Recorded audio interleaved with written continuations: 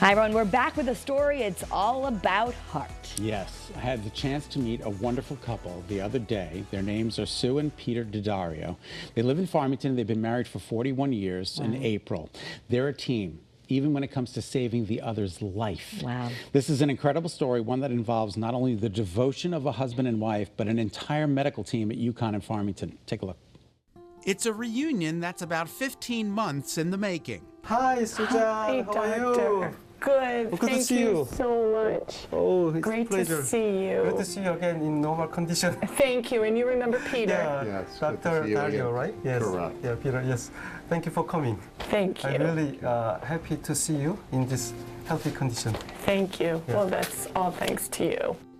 That's right, Susan Daddario is healthy now, but that wasn't the case on November 6th, 2023. Susan and her husband Peter remember the day vividly. Susan, remarkable. What the heck happened? So, on the morning of November 6th, after a very busy, good weekend, we got up early. Peter had a meeting to get to, and I jumped out of bed and within steps realized I couldn't breathe. Called for Peter, who managed to get me downstairs with some difficulty, and I was really struggling, so he knew to call 911. And before they arrive, I cardiac arrested at home. And thankfully, Peter, who's a retired physician, knew from the moment I said, I can't breathe. He said, I know. You have a pulmonary embolus, and we're going to take care of you. So she's sitting on a high chair, slumped over on the island, and I looked over and I said, I didn't have to feel for a pulse. You know, I knew instantly, so I had to get her down, and it was just go.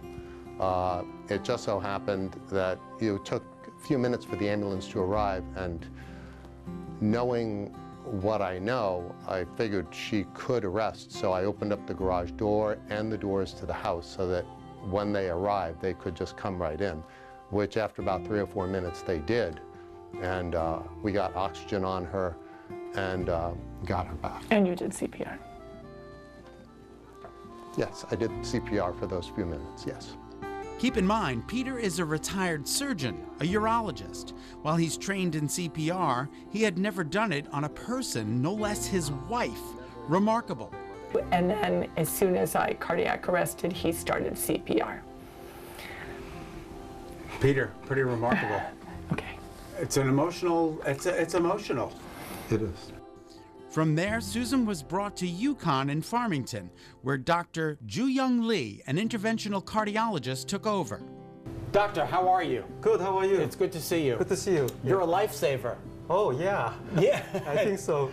Yeah, she actually had a sudden cardiac arrest at home.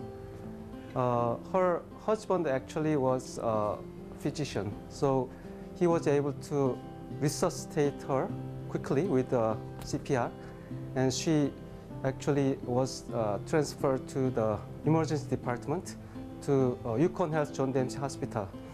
While she was being transferred, she actually had another cardiac arrest, which was quickly resuscitated by the EMT, and she was intubated for breathing, and the emergency room doctor did a quick scan of her lungs, and that showed a large blood clot in her both pulmonary arteries.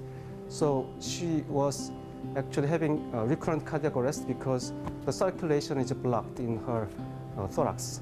So the emergency room doctors did quick intravenous clot busters that quickly tried to dissolve the clot in the lung arteries. She underwent a special procedure which is called mechanical thrombectomy from this room, actually. From this particular room? From this particular room. The minimally invasive procedure, which only took an hour, saved Susan's life. She immediately regained her heart function, and she was able to discharge in 2 or 3 days, like in normal condition. In normal condition? Yeah, normal condition means normal brain function, no neurologic sequelae after cardiac arrest. Susan's fortunate and she knows it, but listen to just how fortunate. Like her case, actually, mortality rate is as high as 95%. So that's why this condition is miraculously saved. Wow. Yeah. Great. It truly is miraculous. Thank God for Dr. Lee, because, you know, what we didn't know at the time, and we didn't find out till months later, is that I had an underlying clotting abnormality. And, you know, without a lot of symptoms previous, other than maybe a little short of breath that we attributed to a cold, you know, It could have been. it could have been a very different story. Group hug. Oh, we can do that again. Okay. Group hug. Everybody's good. Everybody's good. Thank you. Everybody's good. We're so good. If you would like to learn more about the incredible work they do at UConn Health, please visit health.uconn.edu and tell them Great Day Connecticut sent you. You know what Peter did after that? He got all of his neighbors in their neighborhood, gathered them together, and taught them all CPR.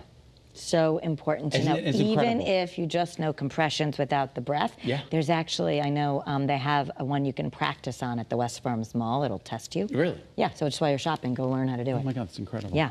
All right, still ahead on